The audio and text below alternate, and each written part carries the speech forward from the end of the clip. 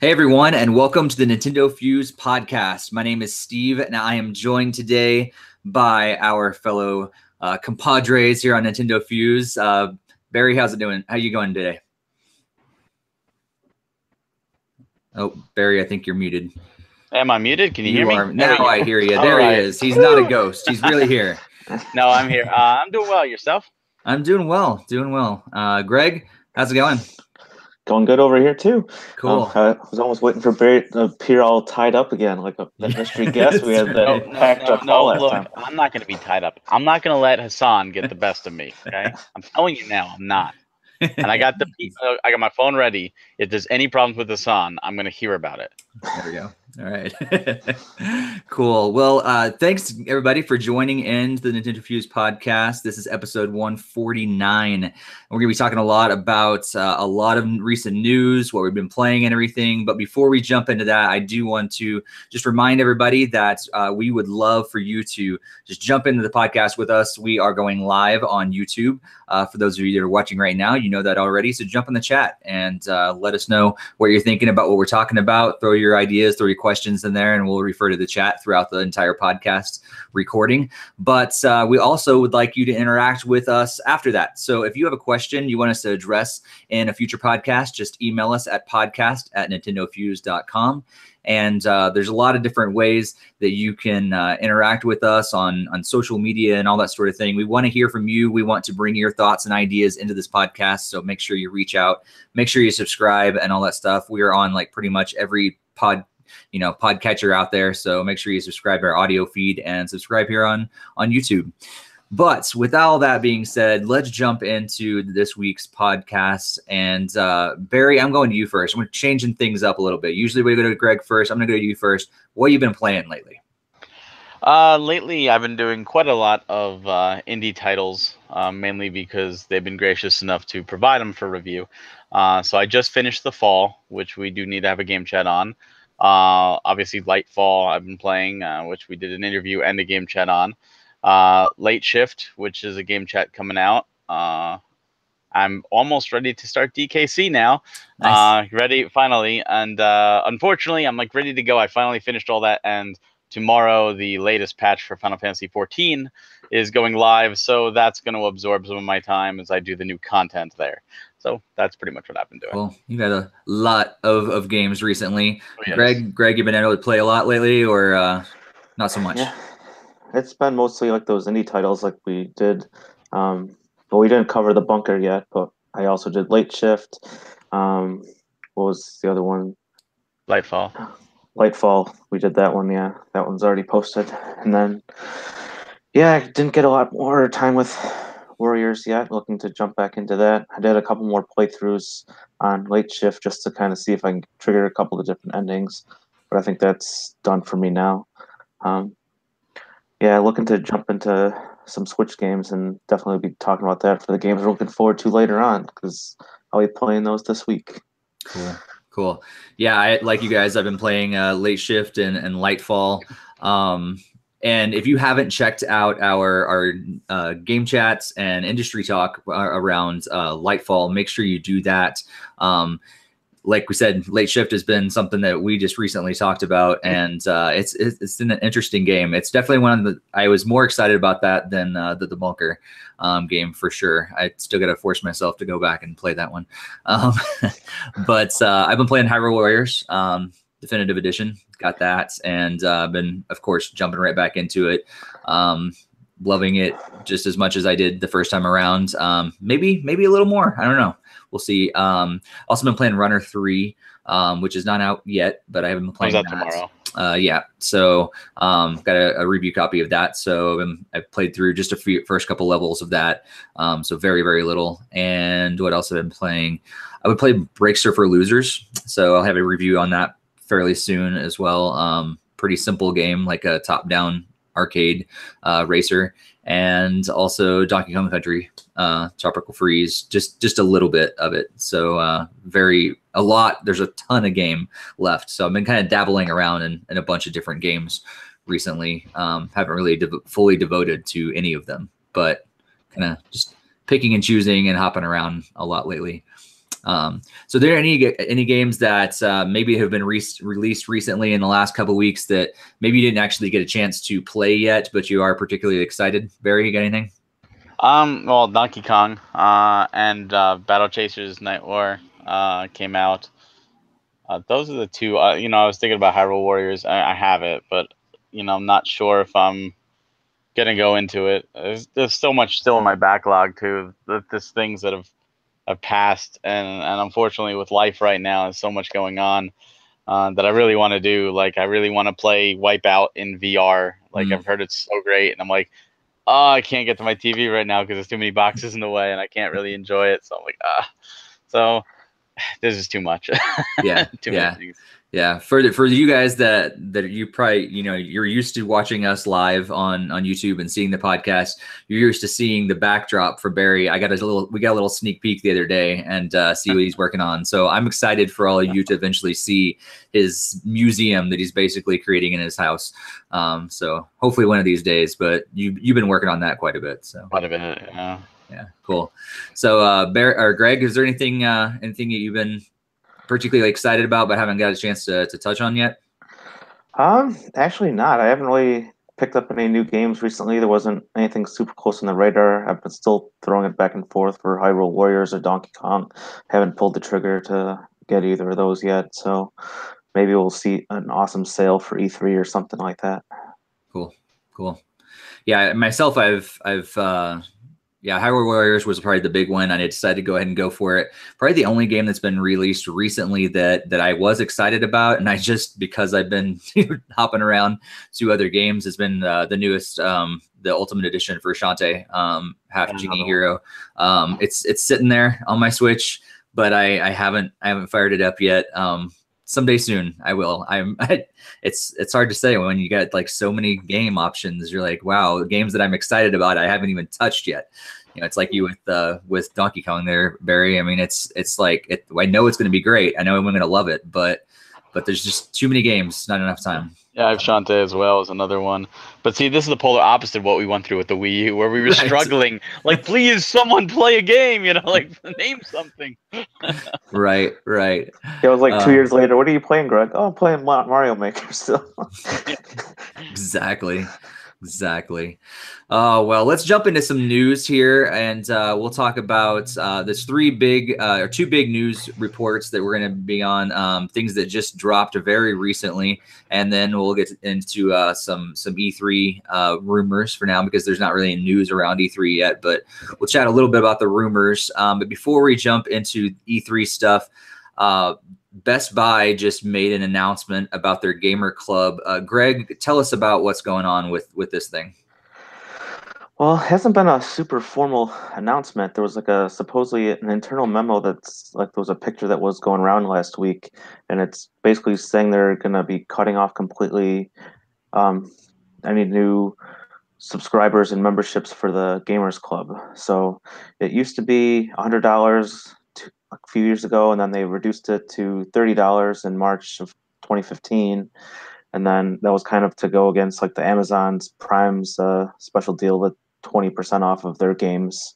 But it looks like you're not able to get any new subscriptions. They've been taking down like all the kiosk, like all the informational posters and kiosk stuff for it. They're also removed the option to buy new memberships from their website. So it definitely seems that something's going on where it's going to be officially like shut down, but we don't know if it's going to be coming back in some new form or anything like that as well. So definitely more to come on that. That's interesting. Barry, did you subscribe to the Best Buy thing? Yeah, actually, when it first came out, I didn't, because I had Amazon Prime and GameStop membership, and then I noticed that Amazon stopped doing the 20% on Amiibo, so I decided to pre-order at Best Buy, and when I realized that if I paid the $30, I would have really only be paying like $5 extra because of all the Amiibo I had pre-ordered. So I'm like, well, I might as well do it then for $5 extra. And I had it for the past 2 years, and I used it, especially because Amazon Prime took away limited editions for getting the 20% off, but Best Buy still has it for like Octopath Traveler. You know, I'm getting it at Best Buy to get that 20% off. And ironically, last month, my subscription was running out, so I actually re-upped it last month. So I'm good until May of You locked in. 2020. Nice. So I'm good at least for a bit. But I do think this is a suicidal move, and the reason I say that is it's just pissing people off. At this point, it's just pissing people off. Now, maybe it didn't bring in the amount of traffic they wanted, and that's unfortunate. However, pissing off your clientele, your customers, is never, ever good business, like at all. And I know a lot of Just people ask who are like, Nintendo. yeah, yeah, a lot of people are just like, I'm done, you know, like I'm not buying at Best Buy anymore. And what worries me is that Amazon may look and say, well, why should we offer the 20% now? If Best Buy's not doing it anymore, we don't need to, or even lowering it to 10%. And that worries me, you know, because it's money for all of us to save as a gamer, and for all the other gamers out there. When we could save money, that means we could buy more games. So it actually hurts the entire industry as a whole, because if now people can't afford the same amount of games because they were depending on that $12 off every $60 game, I mean, that adds up if you buy a couple. That's just going to hurt everybody. So I really hope Best Buy has something else up their sleeves that's equivalent and or better. And if not, I think they're going to face some backlash. That's too bad. Yeah, Yeah. I was reading a number of comments saying like, "Oh, well, there goes my reason to shop at Best Buy." Yeah, So exactly. I think their gaming people that go there for that kind of stuff is definitely not going to be even bothered to walk in the stores anymore, or pre-order anything, or pick up new games from there if they can get it cheaper somewhere else. So, um, some interesting comments also that I read. It could be something kind of related that the publishers have been putting a lot of pressure on giving all these discounts on their games. So maybe they're seeing like less money from their games and that kind of stuff. Well, see, And that's not. I can't see that being true, and here's why I say that. When there's a game that MSRP is $60, the stores like Best Buy or Amazon actually pays the publisher $48. There is a $12 markup, a 20% up markup for the game. And that's what Best Buy or Amazon or GameStop actually takes in. That's why GameStop pushes used, because if you buy a $60 new game from them, they're only gaining $12. But if you buy a used game for $55 or It's even all theirs. 50, you know, it's all profit pretty much. So the whole 20% came about where Amazon or Best Buy are actually getting no profit. The whole point is to get you to shop more there. Oh, well, if you come into Best Buy for this game, maybe you'll see, you know, this stereo you need, or this TV, or this movie, or anything else to get you into that store. And the same with Amazon. Oh, you're on our webpage. While you're here, why don't you have some grocery items or furniture or whatever you want? Because Amazon's got everything. And that's the incentive. So they're actually not gaining any money. That's why I said maybe it just didn't bring in the rest of the business elsewhere. And they felt, well, we might as well get that $12 per game. And if we lose some customers, you know, we lose some customers. Yeah. It's interesting. Like I don't know about all Best Buys, but I know the one in my hometown is the video game section is like shrinking. I feel like over and over. It's like, so I don't know if they're just going to put less and less you know, emphasis on video games as a whole now moving forward, or maybe that's just my store. I'm not sure, but I feel like the way that the CD section you know, slowly shrunk, and the physical movie section has been shrinking. I feel like the physical video games sections are shrinking as well. And maybe this is just a move like that. I wasn't a member of the Gamers Club. I never felt like it was worthwhile for me, but I know it was a big benefit. I love the discounts that I do get from Amazon on that. It was kind of just a bonus for being a Prime member.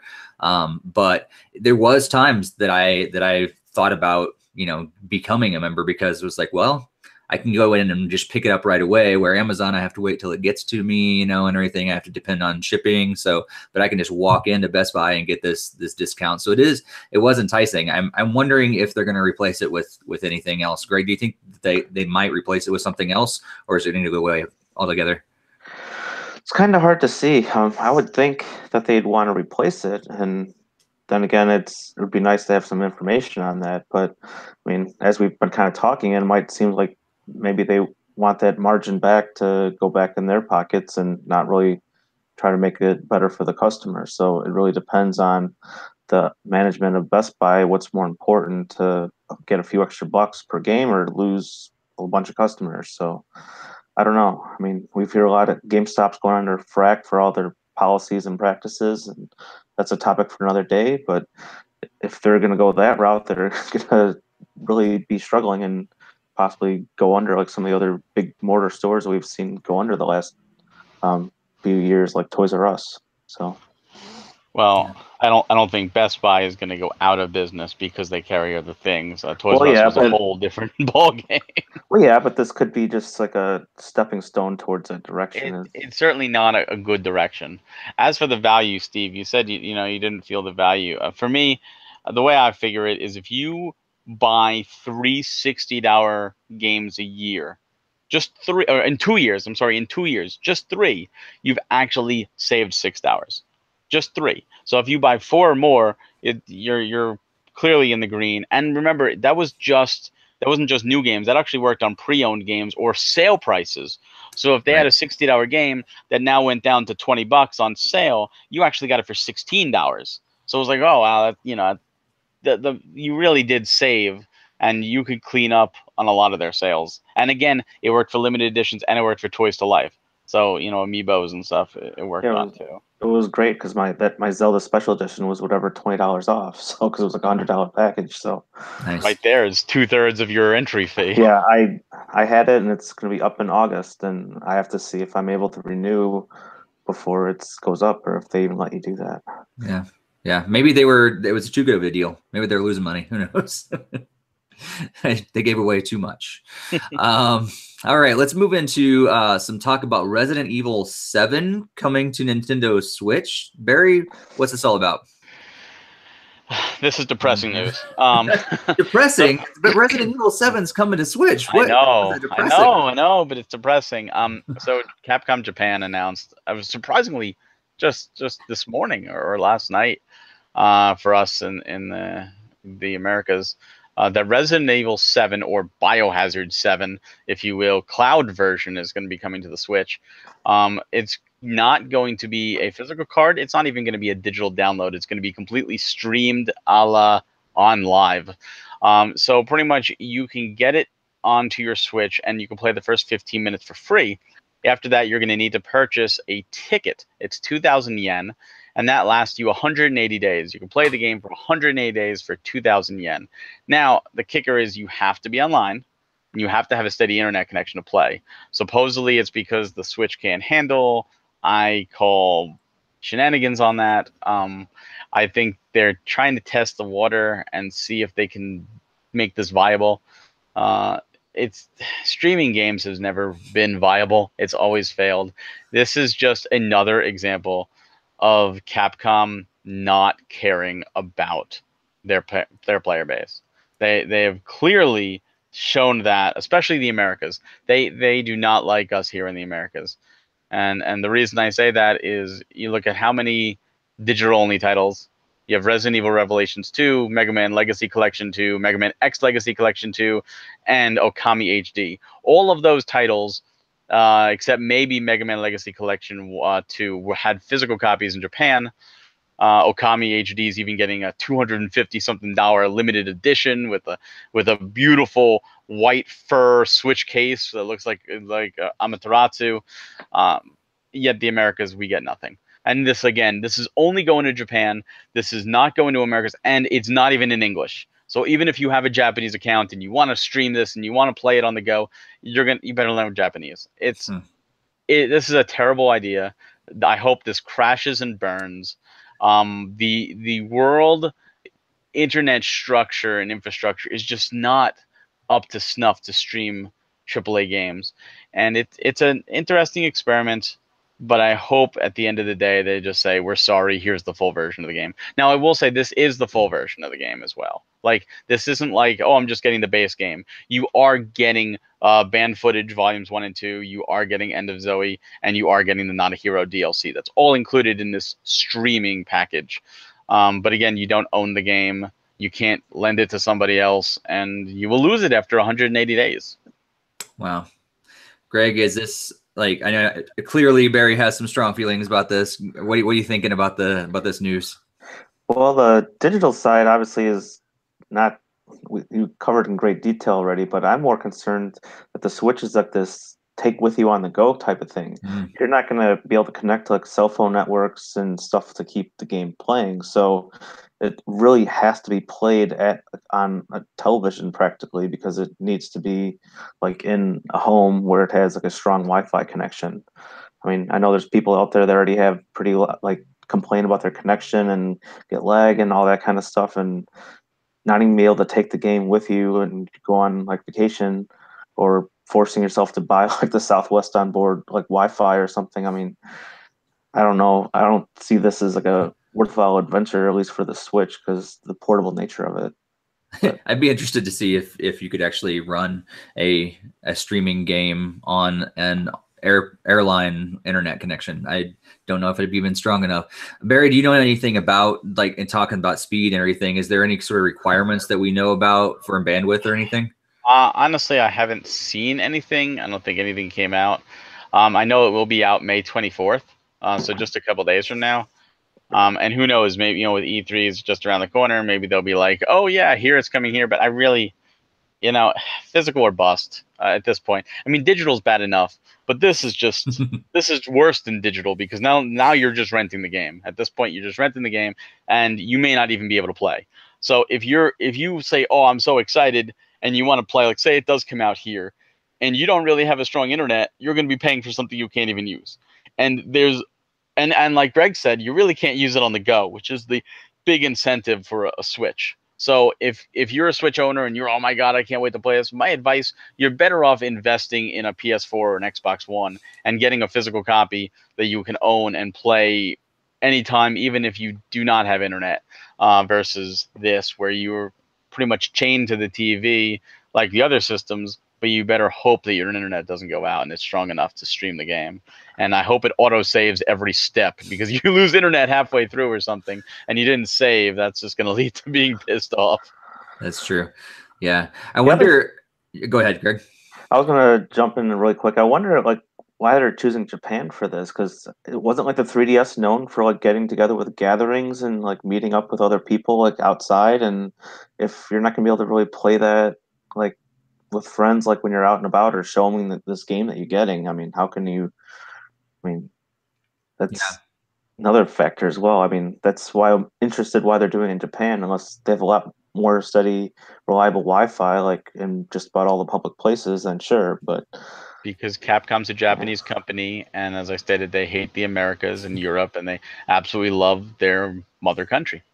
Yeah. well, yeah, but if there's a Wi-Fi network like every single step outside over there, then that's different. But if Yeah. it's I think there is a little more Wi-Fi infrastructure in Japan as a whole, but I'm interested to see like what the long-term play of this is. I feel like, I mean, I don't know, I feel a little more optimistic about this, only because I feel that maybe it's just a testing ground. They're testing out to see how this sort of a thing works.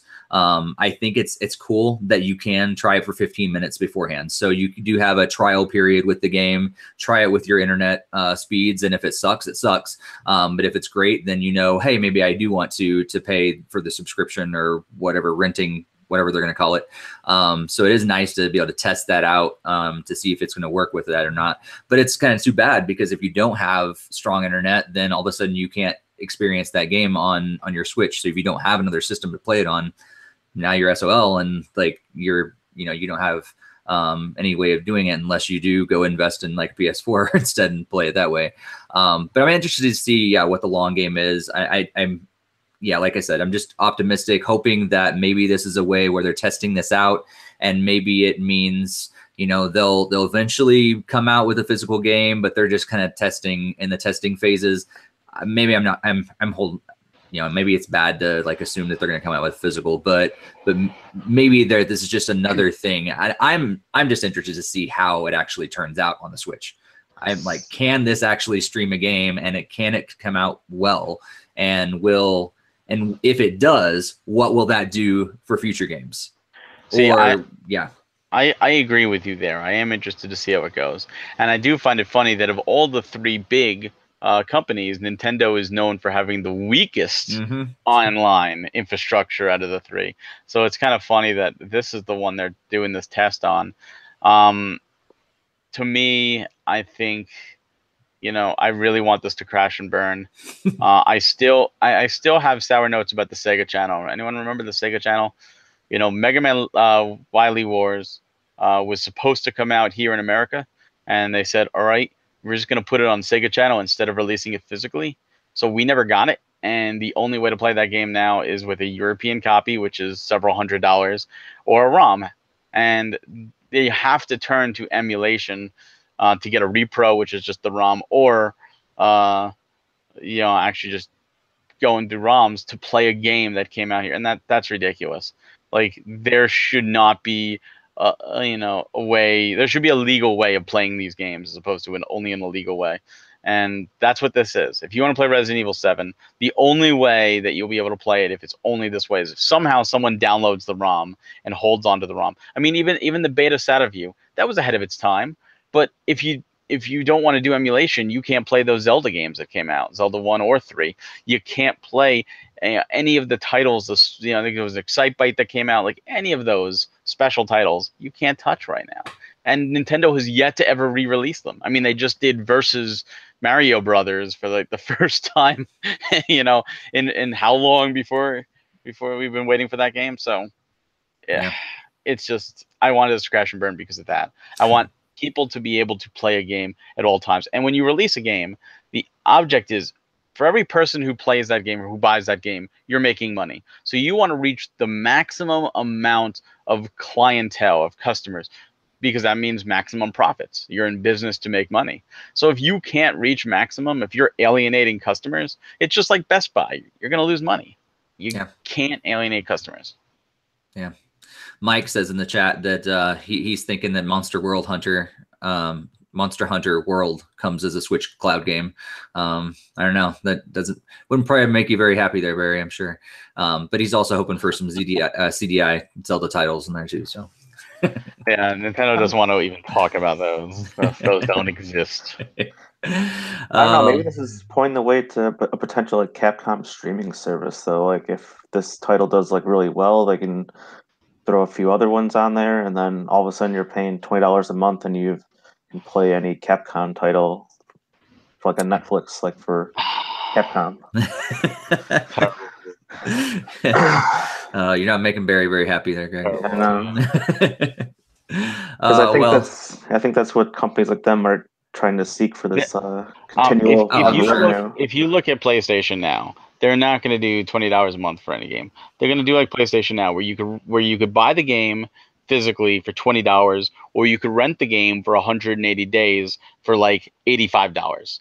So like, you have your choice. It's PlayStation Now is a terrible, terrible service, and has been ridiculed for such. Xbox has Gamer Pass. I haven't looked much into it. I've heard some good things, but at least that has multiple titles. Capcom only titles, when all the titles already out elsewhere. Like, even Monster Hunter World, you'll be able to get for $20. And like a game like that, you're going to be sinking into so much into that game. Like, in the arcade, like the older stuff, NES Classic or old compilations like the Disney Afternoon Collection, there are better ways to play those games at this point. Yeah. Yeah. And it's interesting though, Greg, what you're saying about how I think the movie industry is trying to do this. I mean, like, that's what Disney's coming out with their own streaming service like Netflix eventually, because they want that constant flow of income, right? You're just subscribing to their service, and they just have this constant subscription model with all your money, and you can play their games and stuff. So it's an interesting idea. I don't know. I wouldn't be surprised if eventually game publishers start to at least toy around with that idea. Yeah, and that's why they're probably going to test the waters with this one to see. I mean, it's a lot harder to do since this console is made to bring with you. So, yeah, I think there's a difference between movies and games. A big one, or a movie you could watch in 2 hours, and usually you're done with. So streaming, it's no big deal. A game, could take you 2 hours, could take you 30 hours, it could take you 100 hours. there's more to it, and certain games have such replayability. Like Steve has Rocket League. He loves Rocket League. What's the point of him paying the subscription to play Rocket League over and over when he can just buy the game and not have to worry about a subscription? So it really depends on what you want to play. And even TV shows, like, oh, you know, you could binge watch a TV show in a weekend.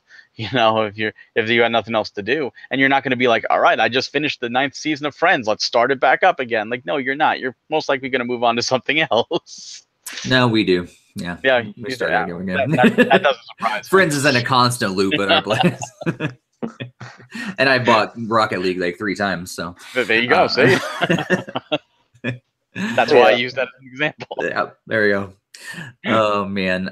So we're gonna move into some E3 rumor territory, and Barry's gonna tap out for this in case he's decided that no rumors for him. He's gonna totally be surprised in a couple weeks when E3 comes around. So Barry, we'll let you join back in a bit. And we should mention we're going to try to do with E3 is we're gonna set up streaming. So we're going to, you know, broadcast or at least record our live reactions.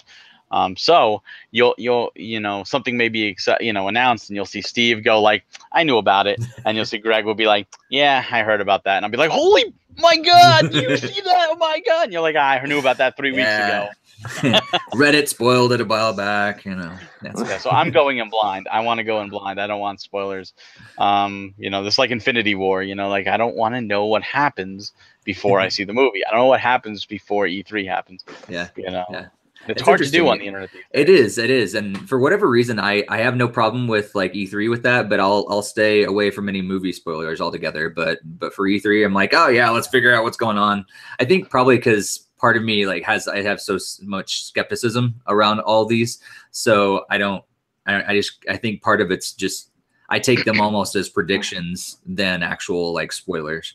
They are predictions in a sense, but to me, I read them afterwards, like, oh, how wrong they are. Yeah. But for like that one thing, like for example, a couple E3s ago when Smash was first shown off for the Wii U, and they had Mega Man at the end.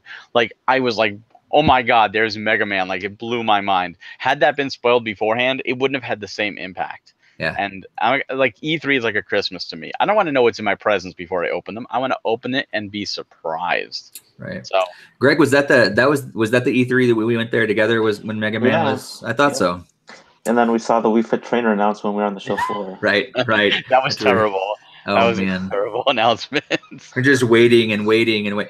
Like at least you guys had to wait, you know, in the comfort of your own home. Like what they're gonna announce. We were just standing there going, something big's gonna happen. Like, clearly, they were just waiting here, like smashed together like sardines. Like going, all right, what's gonna happen? And then all of a sudden, we're like, oh, Wii Fit trainer. Fantastic. Oh, yeah. Well, Like they're announcing Wii Fit.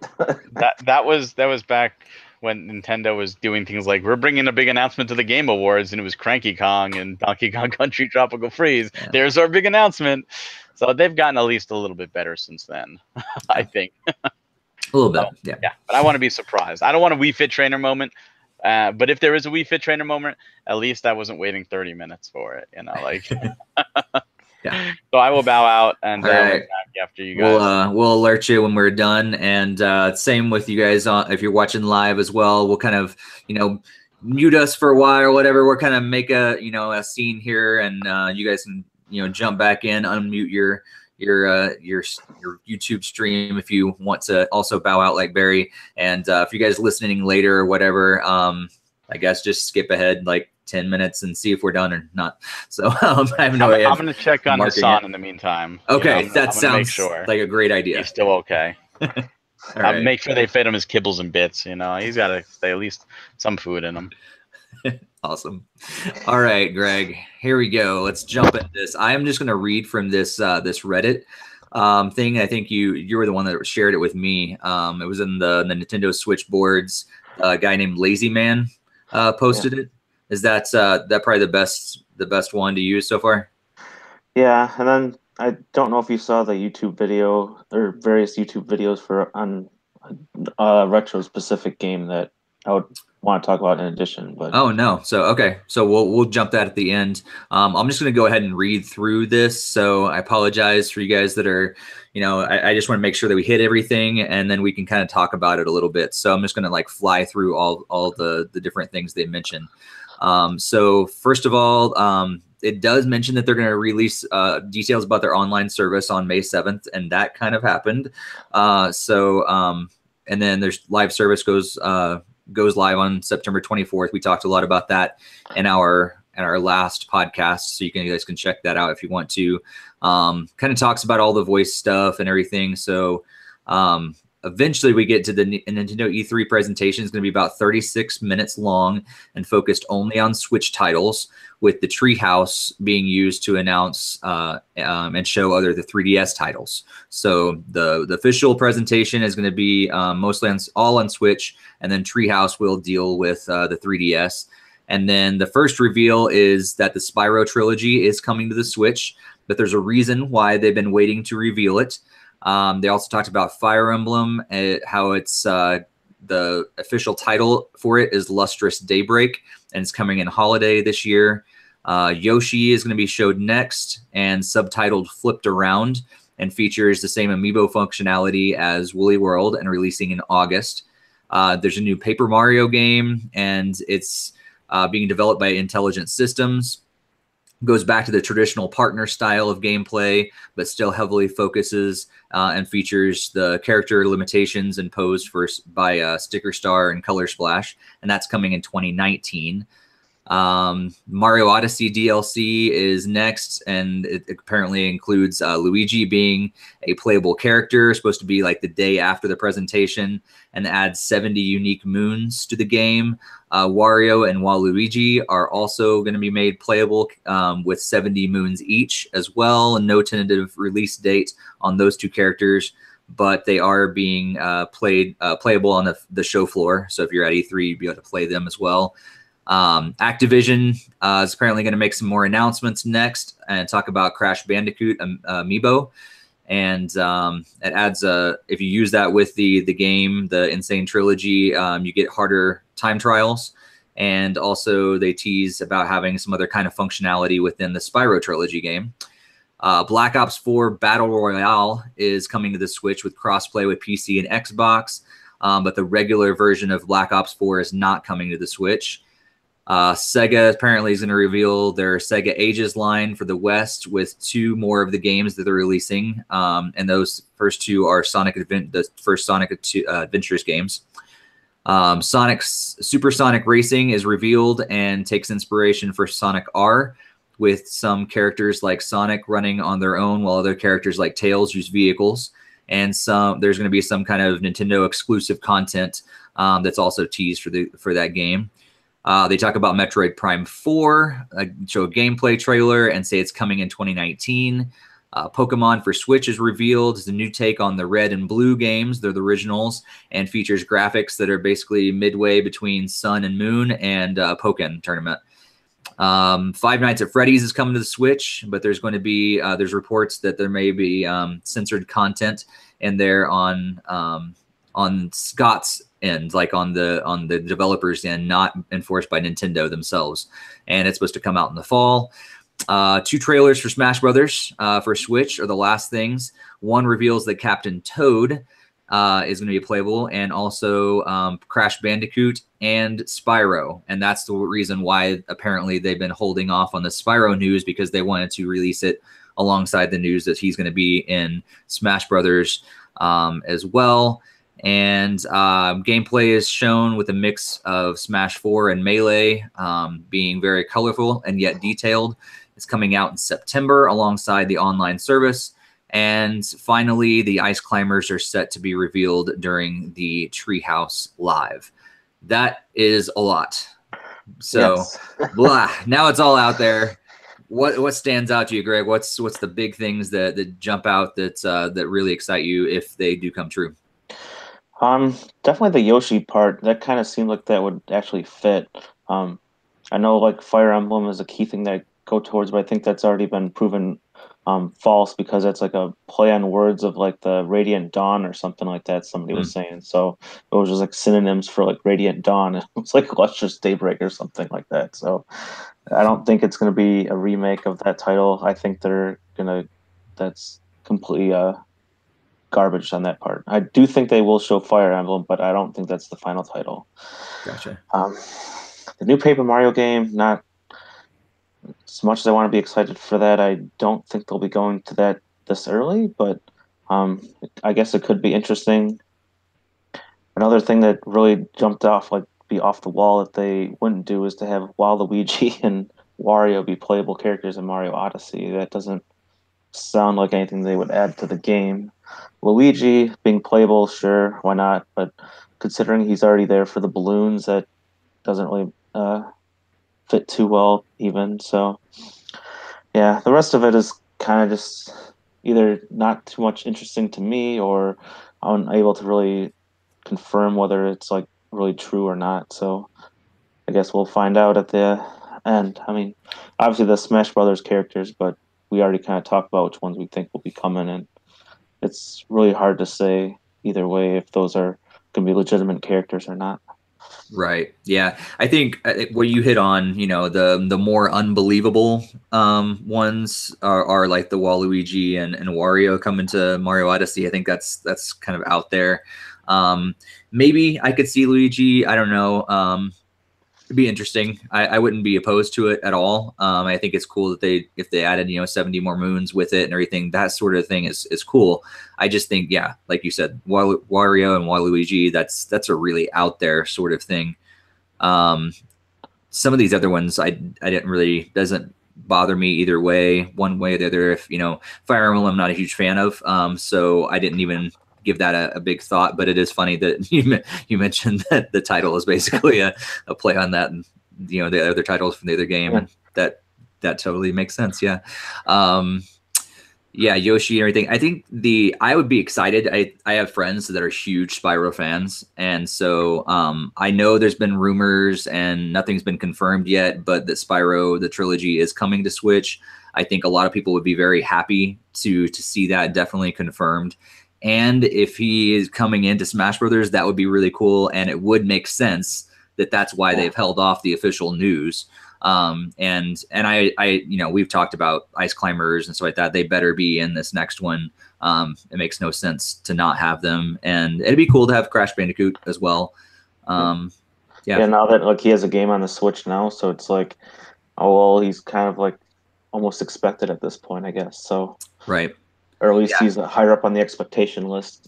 Yeah, and I almost wonder if that's sort of maybe a deal that Nintendo is working with these third parties, saying, "Hey, bring your game to us, and we'll talk about throwing your main character into our one of your main characters into Smash Brothers as well, and kind of do a little cross promotion for that way." Yeah, I think that's how kind of a cloud worked for Wii U and 3DS. It was kind of like, oh, bring a couple Final Fantasy games over. Doesn't matter if they're mainline games or whatever, and just we're getting Cloud on Smash. So right. I'm interested in the Black Ops 4 Battle Royale. Is that the like Fortnite or PUBG kind of clone thing? Is that like the all out thing, or is Battle Royale something different? I'm actually not familiar with that.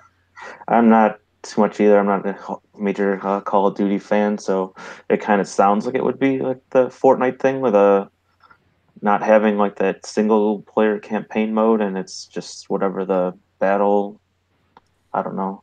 Yeah, which makes I don't know. I think it's interesting, like that they would bring only part of the game to Switch, but the multiplayer is. If I'm remembering correctly, I think that's the multiplayer version, and why they would leave off the single player like off of the Switch version. Like why I think from what I've read, I think it's left off of all versions. Oh, okay. Like they're trying something new, just to be entirely multiplayer focused with no campaign. Gotcha. I saw some people complaining, saying they really enjoy the campaigns on those games. Okay. So you knew more about it than I did. That makes more sense then.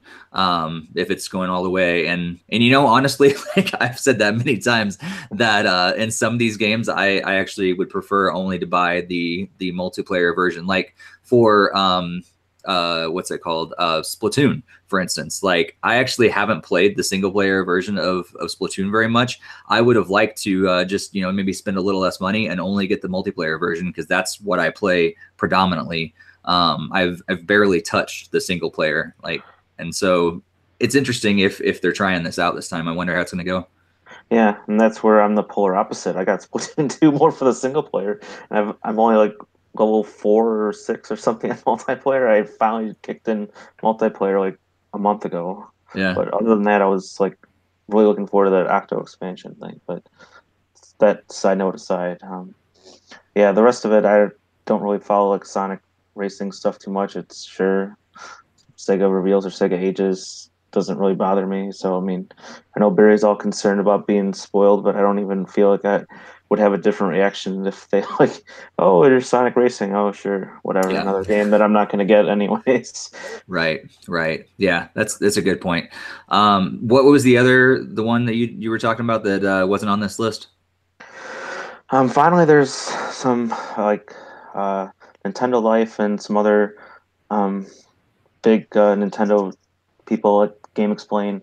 I guess Retro Studios' latest game is Star Fox Racing. So it's supposedly like Star Fox characters going into like a F-Zero type game. So that's kind of seemed very intriguing to me. So I don't know if that's something that you would like, or if that's something that you would be excited for. I know you really like those really high-speed racer games, and you like Star Fox a lot too. Yeah. I would be more excited if they just brought back a true battle mode for Star Fox, because that would be awesome. But if it is a racer, I think it makes sense. I think it's, you know, kind of playing on the F-Zero thing. Yeah, I could definitely get excited about a Star Fox racer. I don't know if it's going to happen. It kind of, when I do remember hearing about it now that you mentioned it, and I remember going, yeah, I'd probably play that, but I don't really know if it's going to happen. Like, it kind of seems, I don't know. It seems like an out there sort of thing, very similar, almost as similar, like as out there as Waluigi and Wario coming to Mario Odyssey. Yeah, there was like a very vague memory I had. Could have sworn I was like maybe 5, 6 years ago. Like they asked like Retro, like, "Oh, we'd love to work on a Star Fox game." And this is like before Star Fox Zero and everything like that. And everyone's like, "Hey, wait, maybe they can actually like revive Star Fox, and this could be the game that's it." And then all along, it's just like they were working on like this nice racing game. So I don't know. It could be very interesting. I'm excited to know the project either way, whether it's whatever Tropical Freeze 2 or whatever, or something like this. So yeah, you know it's gonna be high quality. I just don't know, like, especially if this is like one of the secret title they've been working on. I think I would probably be disappointed if this is it. Yeah, just kind of like how everyone was disappointed when it was announced they did Tropical Freeze. Right. Yeah.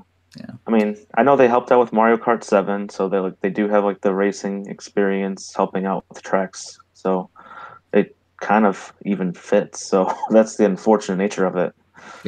Yeah, that's true.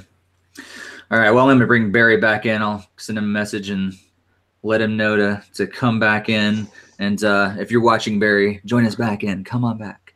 But like he said, we are going to be covering E3. Like, we're going to try to, at the very least, we're going to try to watch it together and kind of record our reactions and then put them back out there for you guys. So Barry will be super excited and surprised. And the rest of us are going to be like, oh yeah, I knew that. Totally. Barry, wait, is the husband like, is okay now? Huh? I'm keep telling him to get the cattle prod, you know, and brand him so he doesn't leave, and he keeps refusing.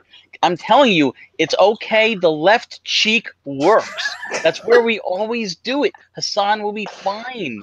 Just, I know he's going to scream. I don't care. Let him scream. Now, don't call me again.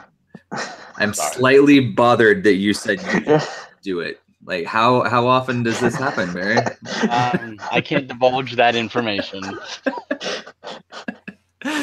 Oh boy. Well, well, with that being said, stay tuned to E3 coverage because we're gonna be talking about E3 a little more in the next podcast. We have one more that is set to drop. I think we're now that we have this every other week schedule. I think we're gonna be on June 4th. Will be our next one, the week before E3, and then we're doing E3 coverage all week on NintendoFuse. So if you haven't subscribed to us on YouTube or follow us on Facebook and Twitter and Instagram, and then check out our site, NintendoFuse.com. We're going to have a ton of coverage that week, in addition to our live reactions of the actual presentation there, whatever they end up calling it. So. Yeah, and on top of that, the week after that, we have our follow-up podcast on Monday to talk about everything else that happened during the week, and just so you're going to get a lot of E3 over the 3-week period. Definitely. So if you're into E3, which I'm like, who isn't? We're gonna be talking a lot about it really soon. So make sure you're subscribed and share it with other people as well. Let's turn our attention as we kind of near the end of today's podcast. Let's turn our attention to Smash Brothers again for some prediction time. Last episode we talked about some playable characters that we would like to see in the upcoming Super Smash Brothers for Nintendo Switch. Today, we're going to talk a little bit about our predictions or hopes and dreams for some stages that they bring into the next game. So we'll start off with Barry. Barry, what are some stages, 1 or 2 stages that you really hope to see in Smash Brothers for Switch? Well, in addition to all previous stages coming back, the stage I would like to see probably the most would be All Rest from Xenoblade Chronicles 2, and have it be one of those traveling stages where you go between the different Titans, and kind of like how Pokemon Stadium was, like where we go like fire elements or earth element, and it would change up. Each Titan has their own weather and hazards as you go between the different Titans across the Cloud Sea, and I think that would be really cool. Obviously, that would be accompanying Rex and maybe like every character from Xenoblade Chronicles joining. But that would probably be my number 1. My number 2 stage, if I could have any, would be Crescent Island from Star Tropics. Like, I'd like to go, again, it could even be a traveling stage, go through different things, just different parts, use a submarine, just have, some representation from that series, and make Mike and Zoda freaking characters. Like, let's bring them in there too. Like, let's get some Star Tropics love. That's cool. Greg, any thoughts?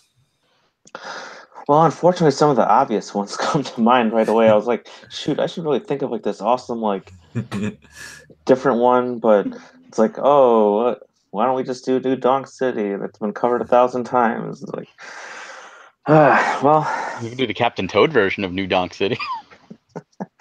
Well, there could be that too. So, how about something that's really out there? How about we bring in one of like this scenes from like a Metroid Prime game, like perhaps like going through like Norfair or something like on the equivalent that's on like Talon 4 or whatever. That would be really cool to see some more a cool new Metroid stage, because the ones in the past they've done have always been really cool.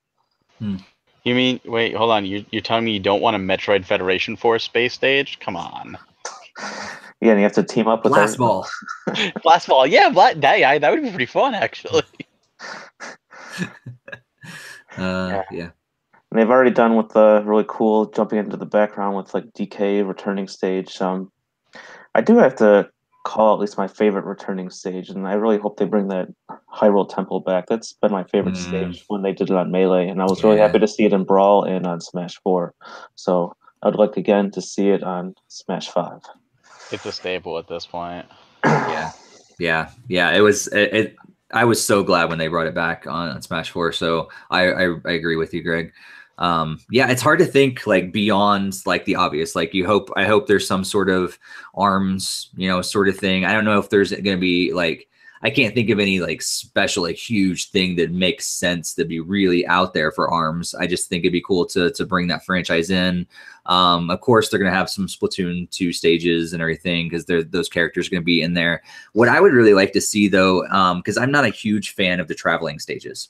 I don't know if you guys are, but I like the ones that stay steady, because I feel like when there's too much environmental stuff going on, I can't focus on what I really want to do in the game and just fight. I got to focus on like making sure I'm not falling off the edge and flying somewhere when I don't think, you know, is there or whatever. So what I would really like to see is some improved traveling stages, because I don't necessarily want them to go away, but I want them to be exciting.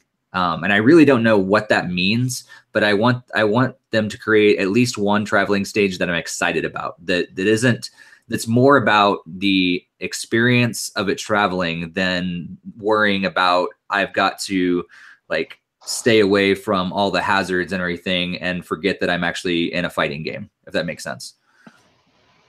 Yeah, I could do that. But see, for me, I guess it really depends on what you play Smash for. 4 is FOR, not Smash Wii U. And what I mean by that is, you know, the reason in Smash 4 they did Final Destination for every stage is because they're, you know, and I did it in college too, you know, plenty of Final Destination, no items, just going at it.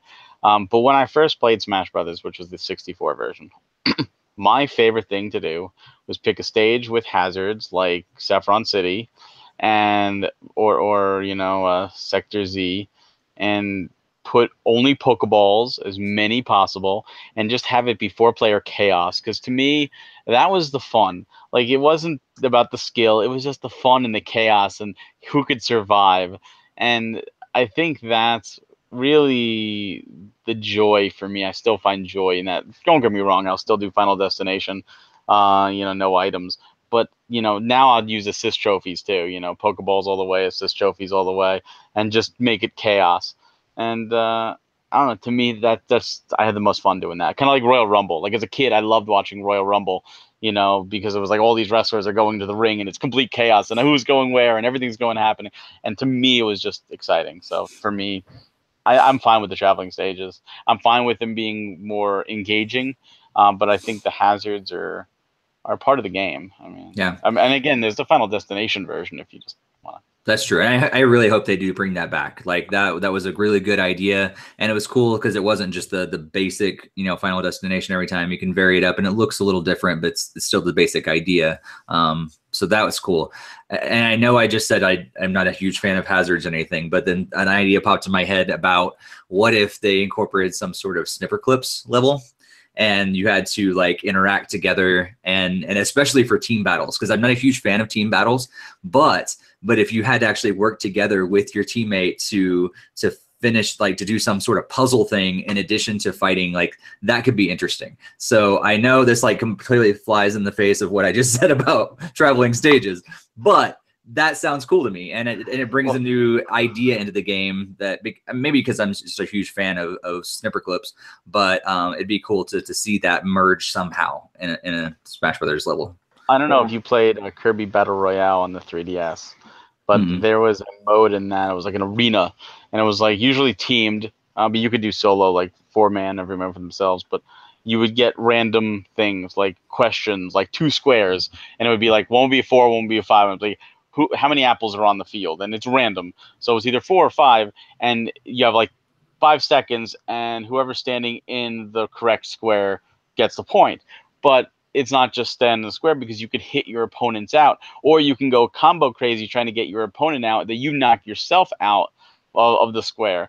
And something like that, where it's like, you know, just constantly changes objectives in the process of battling. I mean, to me, that would be chaotic, but it'd be the same kind of thing where suddenly now teams, you have to do objectives in 10 seconds. Or WarioWare, you know, there's the WarioWare stage, but they could do something like that with the WarioWare stage too.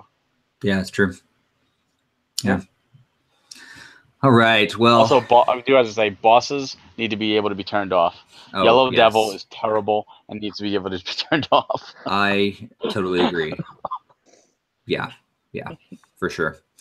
Well, next episode, we're going to tune in our focus again and do some more predictions for Super Smash Brothers. But next time, we're going to talk about modes. So like we've talked about characters so far, we talked about stages. Next time we're going to talk about different modes that are going to be in there and kind of how to expand the game maybe a little bit, kind of doing a little brainstorming about what we would like to see in terms of modes for Super Smash Brothers on Switch. So stay tuned in next episode about that. Before we wrap up, we do want to talk about some upcoming games that we're particularly excited about over the next couple weeks until our next podcast.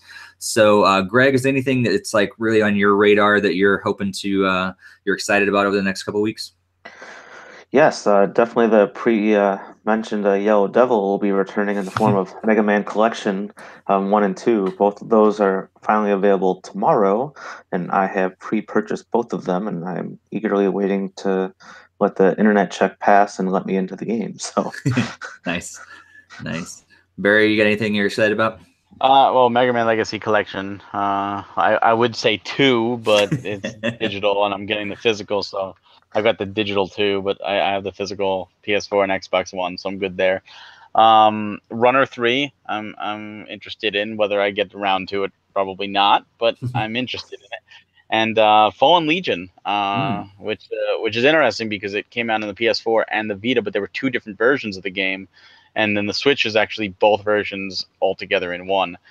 So I am looking forward to Fallen Legion, and I'm not sure how Harvest Moon is going to be, the new one, because it's not really Harvest Moon, but that does come out, and I don't know if I'll jump into it, the Stardew Valley, which is so much better. And if you, sadly right now this is digital, but hopefully it gets physical, but Ikaruga is coming out. And if you've never played that on the Dreamcast or the GameCube or XBLA, it is a bullet hell shooter that needs to be experienced. Oh. Yeah, it was a little difficult for my liking when I played it on GameCube, so it wasn't it's tough. Nice. It's a tough game. Yeah, I'm also excited about Runner 3. Like I said earlier, I've been playing it a little bit already, so stay tuned for a review and everything about that. But it is fun. I'm excited. I wasn't sure how I would be about it, but it has been pretty fun. So I'm excited to get into that a little more. And I don't know. Are you okay with spoilers there, Barry, about this? Like, there's a playable character that I was pretty excited to see that you can play as Charles Martinet. Yeah, that I knew. So yeah, so it's kind of been out there, but it is kind of a little bit in the spoiler territory. So I was pretty excited to see that. That's pretty awesome. But also I'm interested in the Street Fighter 30th anniversary collection as well. In the past, I've been a huge Street Fighter fan. I've kind of gotten away from it the last few years, but I mean, with the 30th anniversary collection, it's putting some of the, the best ones in the collection, making them online and everything. So I try to I've played online recently because I've been away from Street Fighter, not like I've ever been like super competitive, like in the, esports like leagues or anything like that. But I was a lot more competitive in Street Fighter when I was younger. But I played recently online. I think it was like on Xbox or PlayStation or something, and just got destroyed by people. And so I'm excited that they have it. I'm excited that they've released it that way. I just don't know how much I'll actually play online if I get it, because it's kind of like Call of Duty for me now. Like I just get destroyed every time I go on, by like 7-year-olds who like do nothing except for play Call of Duty. And so it just drops my self-esteem when I play some games like that online. So I don't know if I'll get into it or not. I'm actually surprised Capcom's giving us that physically, but at the same time, the Switch version isn't getting Ultra Street Fighter 4 like the other 2 versions are. And it's like, come on. That game was on the 3DS. You could put it on the Switch. Yeah. So, guys, do you have anything else that you want to kind of talk about before we wrap up today? Any last thoughts on your mind? Yeah, I'm just excited for E3 coming up. Yeah, I just like in that lull, like trying not to get too excited because it's I want to be able to sleep at night. Yeah. Just a few weeks away. Yeah. Definitely eagerly awaiting, but as we kind of discussed, there's not a lot of stuff that, even if it was spoiled that we had talked about earlier, I don't think I would have a different reaction to hearing it brand new on some of the stuff that was on there. So yeah. Well, thanks again for joining us. If you are new, we want to remind you that there are ways you can interact with us, and you can always jump in the chat when we record live on YouTube. You can jump in there and throw your thoughts around about what we're talking about and interact with us there. But we do really want your participation. participation, if I can say that word right, by submitting your questions. This is something new we're trying on the podcast. So we didn't get any questions from this last time. That's okay. It's something new we're trying out. So email us your questions at podcast@nintendofuse.com, and we would love to see those questions. We'll address them in future podcasts. You can also contact us on Twitter and Facebook and Instagram and all that stuff as well. If you have not followed us there, make sure you do so, and interact with us and the news and all that stuff, especially around E3 time. We're going to be so present on social media. It's going to be crazy. So we would love for you to be there, meet us there, and tell us your thoughts and send in your questions as well. And like I said, we'll address them in future episodes. And again, if you've not subscribed to us on YouTube or your favorite podcatcher out there, make sure you do so. We're pretty much on everything, like from TuneIn to, we moved our hosting over to Anchor. So we're there at Anchor. We're on Stitcher. We're on iTunes. We're trying to get on Google. We're working on that, but pretty much anything out there, Overcast, PocketCast, whatever you listen to your podcast, make sure you subscribe to NintendoFuse, and also here on YouTube, and hit that bell to be alerted by every video that we post. We're doing game chats, we're doing industry talks, we're doing gameplay videos and all this awesome stuff. So we want you to be alerted every time that we post it. Thanks guys for joining us today for the podcast. Greg, it's been great. Yeah, sure was. And Barry, again, always nice to chat video games with you. Absolutely. Thanks for letting me be here. Yeah, no problem. And again, thanks for tuning in, and we'll see you next time. Peace.